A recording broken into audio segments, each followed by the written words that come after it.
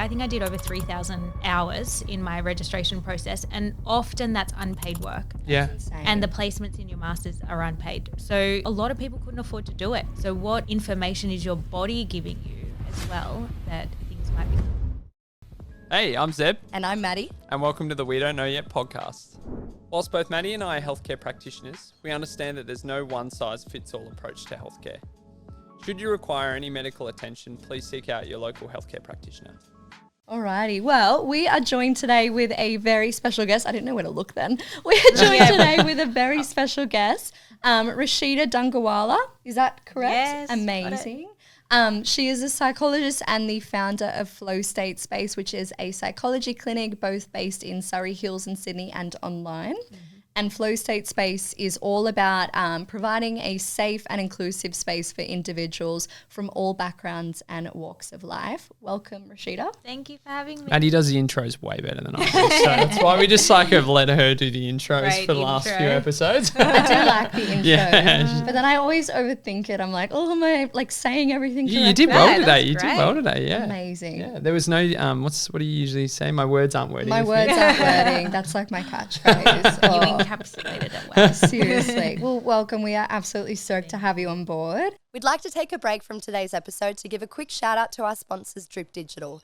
They manage all of our audio and video editing as well as our social media marketing. Without them, the We Don't Know Yet podcast wouldn't be possible. So thank you again. We'd love to hear a little bit about, obviously, you're a psychologist and I'm absolutely in awe of what you do. I think it's amazing and you have such an amazing like online and media presence as well, aside from the clinic. How did you get into this? What's the sort of story? So, I mean, my journey to becoming a registered psychologist is pretty long. I did an undergrad and then I went overseas and was like living and working overseas. I was working at a cancer foundation. My auntie has like a nonprofit in Nairobi. And then I realized after doing the undergrad and going and doing that I really needed some more practical skills. So I came back and did a master's. And that gave me a lot of like practical skills towards, you know, what you'd actually be doing in practice, but it still doesn't get you registered. So then I ended up doing my registration process, which is like a 2-year journey where you do all these hours of practical work and you're supervised and then you do a national exam. And through that I was working in hospitals and some other nonprofits and with the police and things like this. And then I realized like, okay, that was all great, really good experience, but wanted to try private practice, but I think I still wanted to sort of get some support around that. So then I ended up becoming a subcontractor at a big group practice, which was amazing. Like that was, you know, really great years of understanding what private practice entails. And then COVID hit and they had to go telehealth. And so, you know, our physical practice shut down. And then they actually turned the whole model of therapy for their practice to telehealth only. And I wanted to go back seeing my clients face to face. So then that was when I made that transition out to working for myself and starting Flow State. And I was renting a room up until recently and I've just opened now a larger practice. And yeah, just private practice now and then getting to do these sort of things. So that's sort of like a big It's amazing. outline of the journey. High but it's speed recap. high speed recap. But yeah, so private practice now on my own for probably around like 2.5 years. Yep. But in private practice for some years now. Yeah. And was your undergrad in psychological sciences or psychology? Psychology. Yeah. So okay, Bachelor cool. of Psychology, and then I did a master's in psychotherapy and counselling. Yeah. And then the registration process is to become like registered as a psychologist so that you can use Medicare and that sort of thing. Yeah, and I feel like this is a big thing because, funny enough, I actually went down the path of looking into becoming a psychologist. Oh, yeah. At the start of the year, Yeah. you enrolled. Oh, Yeah, so I enrolled at UTS in the diploma of psychology. right. But then I realised, small world. But then I didn't realise you had to go on. So I was talking to them, and once you finish that whole process of doing an undergrad or something, then you have to go and do the master's. Like the postgrad for me was doing a master's in clin psych, yeah. which then gives you your registration. And that's where you do all your placement and stuff. So is that what your last 2 years was? So there's a few different pathways to registration, and the one that I actually did recently retired as Right. a pathway. Okay. So it's no longer available. There is another option. So the masters that I did actually didn't have anything to do with my registration. Right. It was just additional, like, because it was more psychotherapy, which is a little bit different. But now I think you have the pathway of 5+, it's called 5+1, where you do a 5th year of a postgrad to your 4-year undergrad, and then you do 1 year of the internship, or you go on to do a master's. Yeah. And either one of those lead to registration. But unfortunately, mine was called the 4+2, and it's retired. Yeah. I do remember them saying something along those lines, because I'd done a previous degree as well. They were saying something along the lines of I could do the 3-year diploma and then do the something +2. It's tough. It's tough. Yeah. And I will say, like, I know that this is a bit off topic, but I had, friends and colleagues that couldn't continue their registration process because the amount of hours, like I think I did over 3,000 hours in my registration process, and often that's unpaid work. Yeah. And the placements in your masters are unpaid. So, a lot of people couldn't afford to do it, couldn't afford to continue on to get their registration. Yeah. And we've got this crisis, we don't have enough practitioners. The Medicare rebate needs to be increased. Yeah. The areas that actually have this need, no one's getting registered and wanting to practice from there, or they can't, they can't access. So, they really need to retire pathways that lead people to registration. Yeah. Doesn't make any sense to me. Yeah, exactly. No. Streamline the process a little bit, make it a bit more accessible, easier. Yeah, it is. It does sound really kind of full on, and that was a big deterrent for me. I was kind of like, I live out of home, like I got bills to pay. I can't just like up and leave my job for 2 years, which was the expectation. It was kind of like if you go and do your honours and then you go into the extra year of a full placement, that year you're working as a psychologist. You are, it sucks. Monday to Friday, Like if they had a part-time option, so many people would take it up. Like admittedly, I'd love to go back, but I'm like, it's just the time's not worth it. Or just paid placements. Like I know that they've recently they're introducing that, right? But it's only for certain allied health. Yeah, osteo's cut out. Osteo's cut out. I think social workers were included. Dietetics, I don't think is included. Sad. Well, like I guess with your vast experience in different organizations, what led you into private practice? Like what was the allure? Probably the flexibility, working for myself. I do definitely, I still get to work sort of in this multidisciplinary way because I'm connected in with other health practitioners and I've, speaking to psychiatrists and GPs and that sort of thing. But so that's what I do miss about those other environments. But I think private practice gives you a lot of flexibility. I think with this type of work, I personally couldn't be doing it 5 days a week anymore. And so private practice sort of gives you that flexibility of choosing like what days you're going to work and even what presentations you're going to see. Yep. So really choosing, what type of clients you want to work with and presentations you want to see. Yeah. And it is hard to be everything, isn't it, for people? Exactly. Like we live in I remember talking to a mentor of mine talking about the fact that they just used to work 5 days a week, 9 till 6, and they used to see everything under the sun. Yeah. And these days it's a lot to, if you consider the fact that you got to go and do your own research on each of these patients and what they're actually presenting with. Burnout territory. Yeah, I think burnout's getting a lot more of a rap than it ever has before in the more recent times, which is a good thing. It's good to highlight it. It is. And like speaking on presentations, is there a specific sort of a clinical presentation that you've got more of an affinity for? I don't know if that's the right way to say it. That I got an interest in. Yeah. I do sort of see sort of across the board all sorts of presentations, but I do really draw towards trauma presentations. I mean, there's some sort of like underlying trauma in a lot of presentations anyway. Yeah. A lot of things will be manifesting from relational issues, and I really work quite relationally. So it's sort of like the relationship between me and the client can be sort of a foundation for healing, if you will, like other relationships in their life, that sort of thing. Yep. So relationships, trauma, grief, and then identity. I think, I do end up drawing in a lot of people from culturally and linguistically diverse backgrounds and them having to sort of, work through, I guess, certain cultural identity stuff that comes up. Yep. So I love working with that sort of presentation as well. It's amazing. And like, is there a specific modality that you'd prefer to work in, or I guess looking sort of at your credentials, it sounds like you've got a bit of a smorgasbord going on. Yeah. So that's where I guess that interdisciplinary sort of framework comes from, is that I choose from sort of all sorts of models of therapy that I'm trained in. Yep. And some of them do actually overlap. So you can sort of take from one and it suits another type of model of therapy, and then they sort of go hand in hand. But I really like, there's sort of parts theory, which is, there's a model of therapy called internal family systems, and it's just referring to us as like we're made up of different parts, and how do we create healthier relationships with all the different parts of us. It might sound a little bit vague or abstract, but there'll be some part, we even refer to ourselves in parts, like part of me wants to do this, part of me feels this, part of me is this. And it's about establishing like a really compassionate, healthy relationship with each of your parts, because some of them are preferred and then others we sort of reject. And so how do we bring them all in and hold compassion for all of them?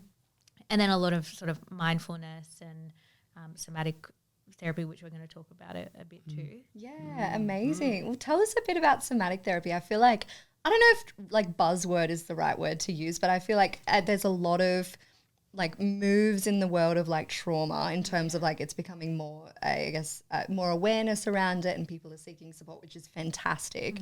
And somatic therapy rather is like something that I often see pop up a lot. Like what does that mean, or what does that look like? Yeah, I think you're right. Like it is a bit of a buzzword at the moment, but I would say, in terms of how I would use it to practice, it's basically becoming familiar with your body as well as just what's going on cognitively with your thoughts, right? So when a person would come to see me, obviously it is talk therapy, so it's a lot of top-down stuff. We're talking about what are the thoughts that are coming up, how do we reframe things, how do we challenge them, that sort of stuff.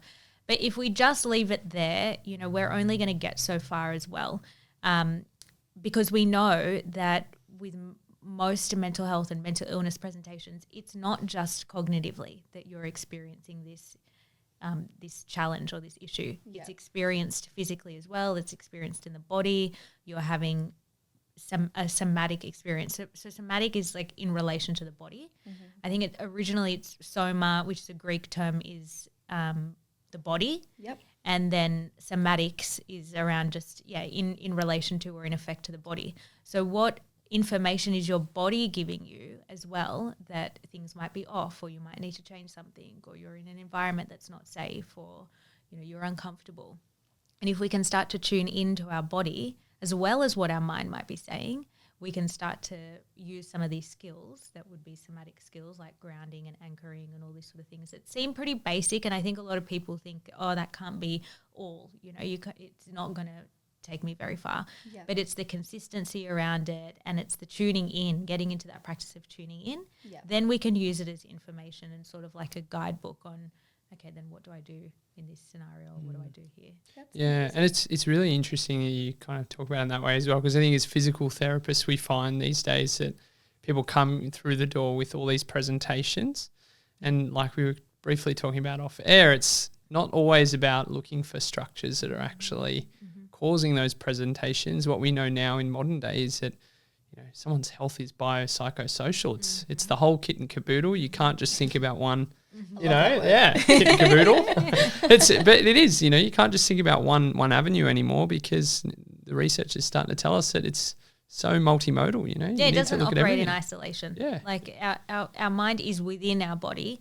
Our brain and how it's functioning is within our overall body. They're intertwined. It's an ecosystem. For sure, like chronic pain, autoimmune conditions, like it's all connected. Like I guess with somatic therapy in practice, like as you said, obviously traditional psychology is like that real talk therapy. What does that look like when you, I guess, go down more of a somatic route? So if I'm in a session with someone and I'm practicing somatically, which I'm always doing anyway, it's about slowing it down and me being very attuned to what's happening in them. So, if you're face-to-face, even if you're telehealth, you can start to pick up on, okay, what's happening right now in your body, because I can tell that, something shifted or it's really just reading that body language as well. And then through me being able to pick up and then, get their permission to pause if I notice something, they can start becoming attuned to, okay, yeah, what just happened there? Yeah. And then we pause and then we sort of explore it and we understand what's happening. And if someone's also, getting too flooded, or we have this term like their window of tolerance, like their window's becoming closed, they're either going into a hyper-aroused or a hypo-aroused state. We do all these sort of things around like coming back into the room and anchoring to open that window back up and to get you back into a state where you're operating more from your rest and digest part of the nervous system. Yeah. And so that you can actually also start thinking more rationally and logically, because all of that goes offline too Oh, for when sure. we're in one of those states. Yeah. Oh, definitely. Yeah. Like even talking with clients, I guess, that do have history of trauma, or you just talk about, uncomfortable things, you can notice that fight or flight sort of response come into effect. Like they might start breathing really quite short and sharp, and it's like, oh, something's going on here. Yeah. And another thing which might sound pretty scary to people, but with some exposure work, you can actually, because that person's in a safe environment with a safe person, you activate a feeling of, panic or something like this, but then you also anchor them in it and bring them back down off of that so that they can understand that, okay, when my body's doing this, I can also come back down from it and I will be okay. And I can, It's like giving them a bit of a conscious, like allowing them to recognise what they're looking at. Yeah, exactly. And going back to what you said earlier, and that like it might seem so simple, or those grounding techniques, for anyone experiencing trauma, like the last thing that they want to do is connect to their body. So it would just be so valuable, like, teaching them to connect back. Yeah, people that are dissociated, they're not actually in that state of knowing what their body's, because their body's just numbed out, actually. It's gone into that hyper-aroused. And all of these bodily states or somatic states have a function, even if they feel very dysfunctional. It's also then about exploring, I guess, from more of that talk therapy lens, like, what would have been the original function of your body going into this state or that state, or having this response or that response, that the origins to this make a lot of sense. At that time you would have needed to be kept safe. Yeah. A trigger is exactly that, right? You're no longer in that position, or you're no longer in that state. Maybe sometimes you do, though. You find yourself back in an environment that feels like that, so your body goes back into that. Yeah. And then it's about picking up, when am I actually in that state, or when is it just familiar enough that it feels like I need to protect myself. Yeah. It makes sense then that exposure therapy in that really secure and sort of safe environment would help them, like, I guess, not go into that mode when they are, I guess, getting that stimulus in the world. Yeah, exactly. Yeah, well, that's amazing. And like, is somatic therapy, I don't know, this might sound really dumb, is it like an umbrella term for, I guess, different principles or different techniques, or what does that look like? Yeah, I think that there is definitely different pathways of training you could go down in terms of like somatic psychotherapy or somatic sexology. People that are relationship and sex therapists, maybe the way that they're practicing somatic work would look different to someone that's working with someone with a different presentation. Yeah. But I think it is more just an umbrella for being in relation to the body. Yeah, amazing. It's very, very cool. Yeah, and we were saying off air, I find it really interesting because it relates so much to what I trying to emulate as an osteopath in terms of working very holistic with people and trying to capture all facets of their life. But it really is interesting that, like, in a way, you guys tend to come from, the body and the mind perspective. We kind of almost come from the body and the mind perspective, like a little bit of a flip world. And I think it's definitely something that I'm starting to see with patients now. You can really kind of try and help them work through their whole bodily presentations, but unless you're actually sitting and addressing that broader discussion, how do you find people actually respond to sitting in that space? Because I feel like for people who are really anxious or they have experienced a trauma, finding out about that trauma and then trying to get them into that space where they're comfortable to sit with it would be like step one and really difficult. Super difficult, because it can, and also you have to be mindful because it can be re-traumatizing. Yeah. So really, that's why we talk a lot about working with someone who's trained and who's actually qualified to work in, from certain models of therapy. Yeah. Because it is a very slow process. right? You're not going to be doing it session after session. Yep. You're going to have to go in and out so that the person doesn't get flooded or doesn't get re-traumatized. But it's a bit of being guided by the professional, but also being guided by the client, right? If the client's not ready, I'm not going to be putting them in a position where then they're going to have to sit in all of this, you know, bring all of that up. Yeah.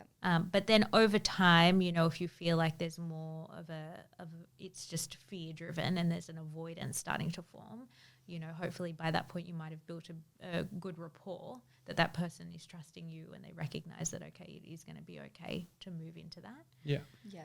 Yeah. But I think, you know, because I don't know if you've heard of this thing called interoception, where we have that bi-directional message. So probably a lot of what you guys are doing as well is sending that message back to the brain that I can be safe now because I've, you know, healed this part of my body or whatever was, you know, where the chronic pain was is starting to dissipate. And so it sends that message back and forth. You definitely find resistance a lot of the time. And then this is where it becomes almost the other way. It's like you're trying to send the message up to say, everything's okay. Look, like the tissues are fine. I can do the movements for you and you have no pain. But still they'll get into certain scenarios where all of a sudden they're like, bang, the brain just sends those messages back down saying, nah, not ready.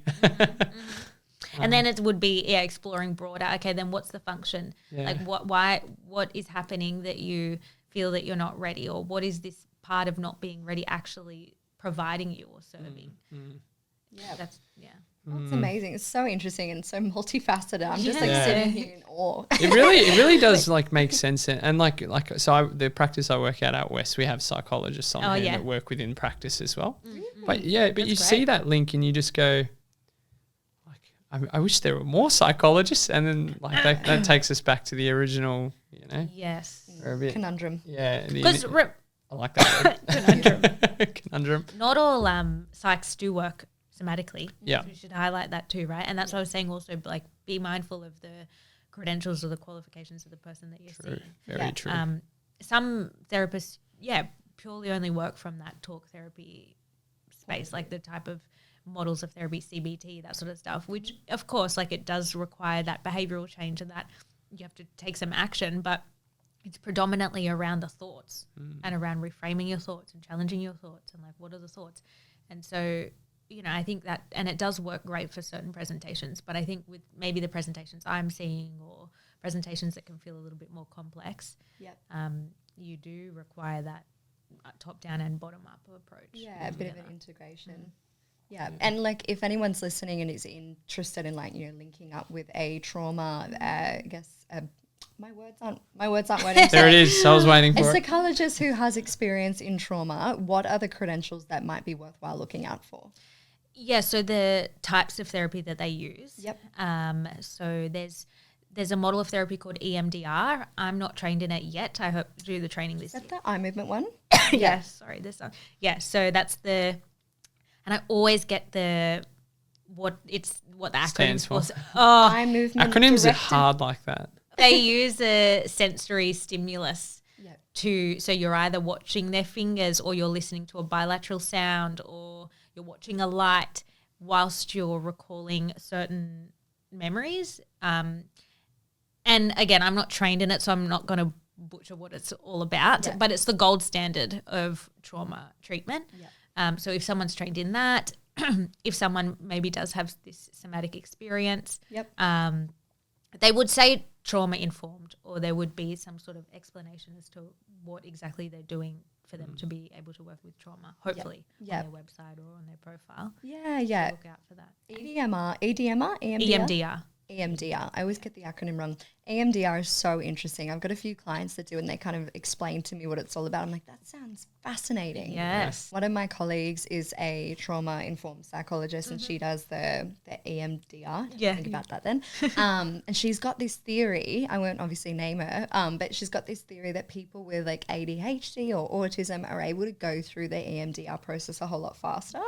Like, interesting. I don't know if there's any merit to it, but I'll have to look into it. do some extra research. Oh, that's really cool. So it sounds like you use like a big, I guess, mixture of different therapeutic modalities, and obviously it's so case by case. Yes, yeah, That's definitely. awesome. Do you have a preference? In the modality? Yeah. I really like DBT and ACT. Mm-hmm. So DBT is dialectic behavioral therapy, Yeah. and ACT is acceptance and commitment therapy. Yeah. ACT is also a lot of values work. So, you know, are you living a life aligned with your values? What are your values? I spoke about how I see a lot of culturally and linguistically diverse clients, often coming from backgrounds where they haven't maybe had much opportunity to actually figure out what's really important to them.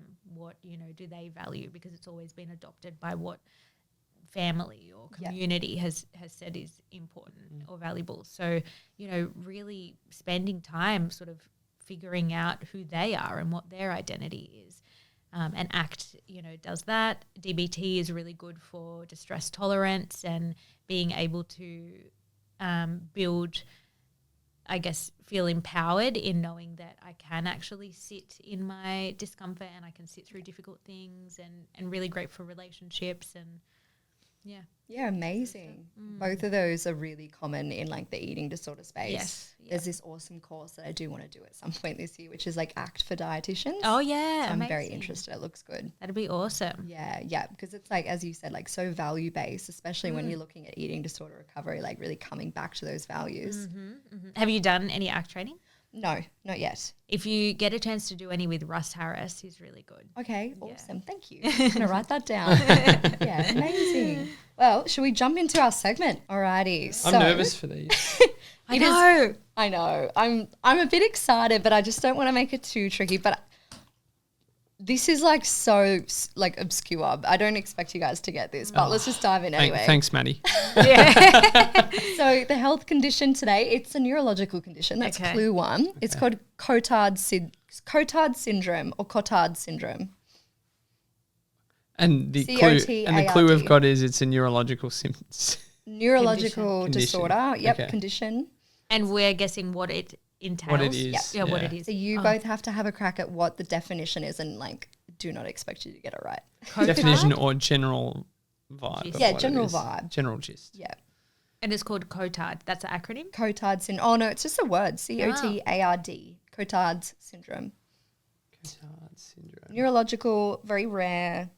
Can we get another clue? Yeah, we're going to need one. I feel like I need more than just it's a neurological condition. Or, it's also got another name. I feel like that's going to give it away. Don't give us the other name. Oh. Something about physical decay, if I can give that much away. Physical decay. To the nerves. But it's mental. It's a mental thing. But it's physical decay, but a neurological condition. Is it something to do with cerebellar atrophy? Don't think so. No? Like the cerebellum. Because nothing is actually decaying because it's neurological. Oh, okay. But it's a perception of physical Okay. decay. Okay. Oh, so I'm assuming that the message is, you know, the brain signals getting interfered with, and it's assuming, this is what you're saying, is that it's assuming that your body is physically decaying, Yep. but it's not, Yep. and therefore your body might start to feel paralyzed or Close. You're so Is it close. phantom limb? No, related? not phantom limb. that would have been But that's That makes the opposite. But you're so close. This is tricky. Is it like you start to lose motor control? You don't actually lose any physical control, but it's a perception of physical control yeah. being lost. That's as So much then as you're I know. almost locked in to your body because So- your brain's not picking up the signal that you can do move and You're able to move, but it's okay. The other word of it is called walking corpse syndrome. Yeah. Yep. that's why I said locked in because I Yeah. was imagining almost in a corpse, like so Yeah. that's Wow. Yep. So someone has the Horrible. perception that they're dead, do not exist, or have lost all of their internal organs. wow. Yeah, That would be horrifying. I know. Well, they just think they're like a zombie. That it's like, hey, not actually here. Wow. Can they talk? I want to know if they can talk. I don't know that much. I'll look into it. I'm going to feel Yeah. like I got to look that up and I want to know if it goes all at once or if they're just like, oh, my arm. But from an osteo point of view, Yeah. if someone was, you know, neurologically thinking that their body couldn't move, therefore they weren't then moving, that would mean that physically then their body would actually start to lose muscle and get like a bit of a limp or something. Yeah. Well, I feel like it's like when people have like nerve root compressions and they lose all the sensation in their arm and they can't move their arm and like I feel like that'd be the same thing. But that's why I'm like, I want to know if it comes on all at once. If it's just like one day they wake up and their eyes can open, but they can't move. I don't know if it's like, from what I read about it, it's like they just feel like they're decaying. They feel like they're dying or dead. But like, I don't know if there's an end point. Progressive. I don't know. I don't know. It's interesting though. That is wild. You did really well. Good job. Thank you. It's fun. I had no idea. I don't even know what I went for. I don't know what I was thinking. Be fair, phantom limb. I was like, hang on a second. That means they're actually missing a limb. Why did I say phantom limb? that's like an actual thing though, isn't it? Yeah. For like people who have undergone amputations and things. Yep. Yeah, right. It's very interesting. Oh, the body, space. Fascinating. To be fair, I mean, that speaks exactly to what we were just saying, right? That they're not separate entities in isolation. Like our body and mind work all connected together. Very intertwined. Well, what was it? This sounds actually a bit devious, but like when you're a child, I don't know if anyone else did this, so I really don't want to be like... Maddie's putting herself on I the know. spot. I don't want people to think I'm a psychopath, but like, did you ever used to like cut the tails off the little like skinky lizards, like the tiny little ones? Oh, yeah. And then the tail would still move for ages. Or if you were trying to catch lizards, they drop their tail. Yes. As a survival. Yeah, definitely not intentionally cutting them off. Maddie's like trapped it under a cup and just... It was definitely like I did it once. I was like, this is so wrong. I don't ever want to do this again. I think I just watched a friend at school do it and then you just want to give it a go and you're like, this is messed up. But it's interesting. Yeah, they Honestly, drop their tail. you want to know what the most wild thing is? So since moving up to Sydney, I've got there's skinks everywhere. Yeah. In Melbourne, I feel like I never saw them.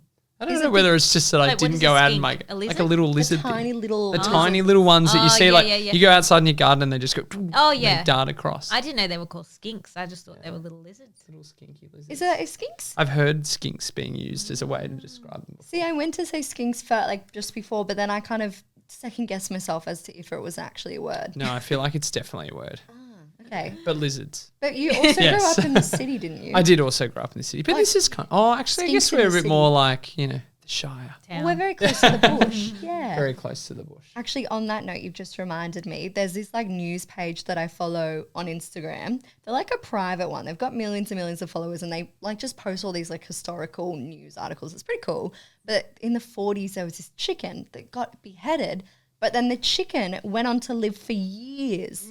Like years and years, and they like fed him through a little like tuber, and he only passed away because he got like mucus caught in his esophagus and like. Wait, but did they reattach his head? No, he was like apparently like a bit of a sideshow like attraction. Wow, gosh, fascinating. It's really cool though. The headless chook. He lived for years. There you go. That doesn't speak very well to our whole brain body connection thing, unfortunately. It doesn't. Oh yeah, well the whole body embodiment. I don't know. Yeah. I don't know if that's the right application. Oh, so we were talking obviously earlier about like all the wonderful work you do and I guess the sort of combination of talk therapy and somatic therapy as well as different modalities. I guess with that, like how do you sort of position, I guess, yourself or the like other psychologists on your team as part of a multidisciplinary team? How do we like... Yeah, or like how do you sort of communicate and collaborate with different parts of an MDT? So I guess constant sort of peer supervision and making sure that we are discussing, things from that multidisciplinary lens. Yep. Also, I guess being in touch with other health practitioners that are outside of just, psychologists so that we can get this sort of idea of, okay, what might be happening over here for this person, what might be happening there, because it's a lot around the person's environment as well. So if they are working with other health practitioners, you do want to know what's happening. And when I used to work, I used to actually do some workers' compensation stuff, but it was for psychological injury. So at that time I was working in this multidisciplinary team because you'd be speaking with everyone to find out, okay, how do we best move this person forward? In private practice, it's a little bit different because you are sort of just sometimes in isolation and you have to then go out and make sure that you're in contact with that person's whole team. Yeah. And the channels sometimes get a little bit skew, especially if there's not much reception on the other end. Oh, exactly. You have to really upkeep that communication with everyone because it is a little bit broken. And then you've got this person that has to then update every health practitioner that they're seeing versus actually getting support in that session. They're just spending the whole time doing an update and it can get really annoying. So if you have that time to really be in touch with their team. So it's been a godsend with the new Medicare mental health case conferencing items. I've started using them heaps because I, like similar to you, I was just doing so much outreach. I was like, this is a lot of work. It was July last year it came in. So then you could just get everybody on board, have a chat and just be all on the same page in one go. It's good. That's fantastic. I don't even think there's anything. There might be actually. I'm sure there'd be. You guys might have some for like chronic conditions. Potentially. Interesting. But we need also more practices, like you were describing that at the place that you work, there's psychologists there as well, and then there's other people, so that, even if people are working independently from each other, if they're all in the same place, at least they can come together and discuss. Collaborate, or just cross clinic collaboration as well, like we were talking about before. I think the biggest thing that's kind of starting to come to fruition is having a lot of different healthcare practitioners sitting in the same space like we are now and just talk and dribble and actually finding a little bit more out about how other industries and other professionals can actually help each other. When I think I mentioned in my journey towards, where I've gotten to now, I worked in Nairobi in Kenya for my Auntie's Cancer Foundation.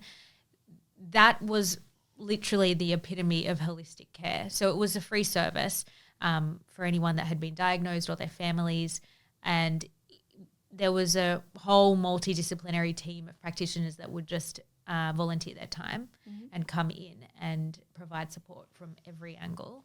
There was dietitians, there was nutritionists, there was psychologists, there was social workers, dance therapists, music therapists, yoga, anything, massage therapists, osteochiro, all this sort of stuff. And they'd come in on a weekly basis and volunteer their time, and these patients and their families had support. And just the results or the outcomes were amazing. That would have been the most amazing experience. How long were you there for? I was there for about 6 months. Wow. Yeah. That's so cool. And is it still going to this day? Yep. Oh, yeah. I'd have to hit you up. I want to go. Yeah. Sounds really cool. It's an amazing place. Very collaborative environment for healthcare practitioners to do their thing. Yeah, that's great. And like with Flow State at the moment, how do you guys, I guess, do like an intersectional or sort of interdisciplinary approach to practice? So I'm bringing on a few contractors who are going to be working in areas that I don't. So I see that as, hopefully filling some gaps where I don't see that presentation. I'm going to bring on a contractor who works. So I'm going to hopefully be bringing someone on in about a month. She works with children, young people. She works with neurodivergence. So she's going to be seeing, those sort of presentations. I want to bring someone on that is probably trained in EMDR until I get my EMDR training. And then obviously we'll be seeing our own clients, but then it's sort of if people are coming, because already, when I get referrals, if I don't see that presentation and then there's no one with any availability, that person's not going to then end up getting that support. So if I can sort of bring on people to my team under Flow State that see all sorts of things. And you can all just pick from each other's basket a little bit in terms of cross refer, and if someone ends up in your basket but they need to be in another basket, you can kind of exactly. Lots of baskets everywhere. That's amazing though. And like I think you do something similar, and I definitely do as well. Like if I get referrals for gut health, like I'm not a gut health person, but I have a dietitian that works for me that like has a special interest in that. So I'm like, there you go. It's good though because it helps you feel more confident as a practitioner as well. You're like, no, that's not my lane. Like 100%. That's awesome. That's really cool. Exciting stuff. So exciting. That's great. And how many days are you in there at the moment? So I'm working Tuesday, Thursday, Friday. Tuesday, Thursday, always face-to-face in Surrey Hills. Friday I do telehealth. And it's great. Yeah, it's amazing. And we talked a little bit off air and I guess at the start of today as well about a lot of your media and PR work. How did you get into that, and sort of what do you do in that space in terms of advocacy for mental health? Yeah, so I realized that not actually many psychologists like to do media work. You know, they prefer obviously like working one-on-one with their clients, and that's fine. But I really enjoy it. I feel like it does give a chance for people that might not have access to therapy or might not have access to any sort of services, a chance to really hear and learn something new. Obviously, yeah, it's just, you know, you can reach so many more people.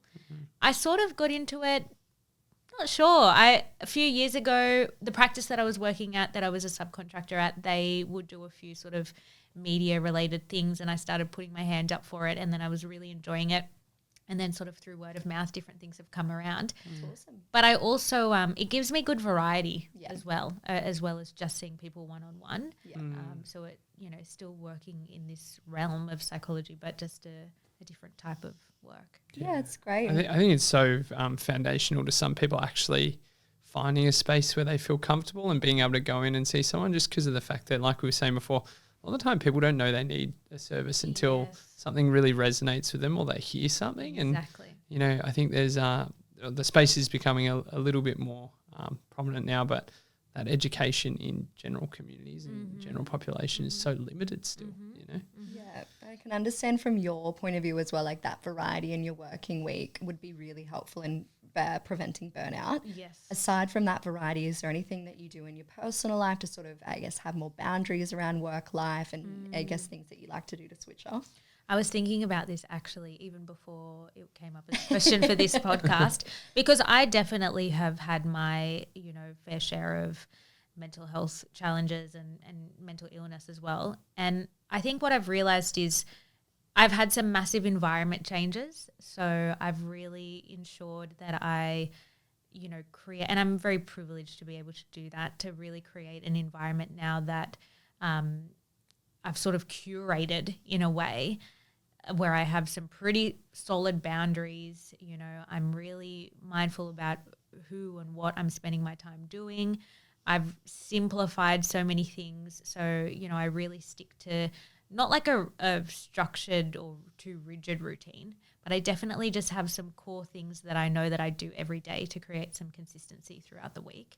So even though the days are going to be different, there'll be certain things that I'm just going to do every day, and that, I guess, anchors me into each day. Yeah. The people I'm spending my time with, like the relationships that I'm in, I guess also I truly think it also comes through getting to a certain age where you just don't care anymore, you know, about appeasing everyone. You're really able to sort of step back and reassess like what relationships do feel reciprocal and nourishing and what don't. You know, we know relationships are foundational to our mental health, and if we're in, you know, relationships or relational dynamics that, you know, are draining us or, you know, unsafe, it's going to impact so many other areas of our life. Yeah. So I'm, you know, really lucky and privileged to have great relationships. Obviously living in nature, so making sure I'm in nature, making sure I'm in the sun, I'm in the ocean. And these are things that are just, you know, I just am privileged to have access to. Not everyone does. But there are certain things in terms of like keeping some sort of anchor of consistency in your days that people can do. For sure.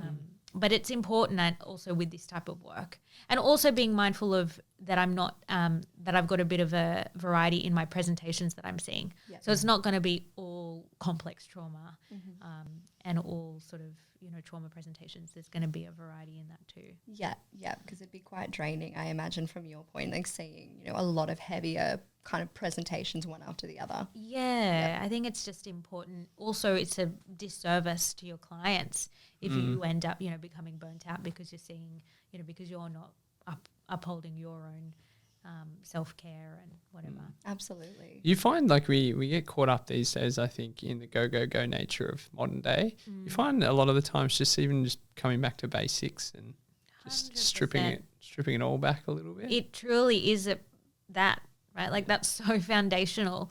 But I think the challenge though is that people that haven't been afforded that experience growing up, you know, where there has been a little bit more chaos or inconsistency, you know, it repeats. Yeah. And those patterns repeat, and you know, until you can maybe find yourself in a position where you're getting support or you're aware that that's actually repeating, you can end up becoming drawn back to that sort of chaos and that. Or even just creating that, Creating like it. overpacking your own schedule till you Yes. just don't have a spare Yeah. second. Exactly. Yeah. Maddie. Exactly. Yeah, I've gotten better this year. I've implemented Much some better, much hardcore better. boundaries.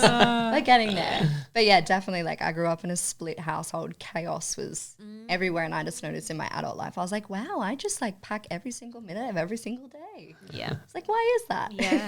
Yeah. Yeah. That's awesome though, and like so helpful in terms of just you being able to consistently do what you're doing. So I guess today we've sort of talked about, I guess, the sort of your journey into being a psychologist and the amazing work that you do at Flow State. Also your awesome sort of media PR work and being a bit of a mental health advocate in that regard.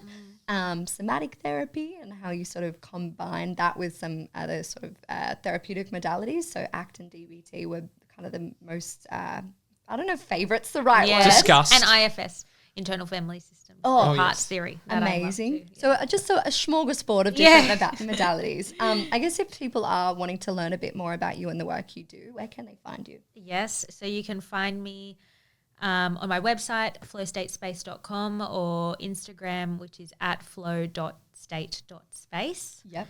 And We'll pop all them in the show notes too. yeah, and then emails on there, contact forms on there. That's where you can find me. Amazing. Real.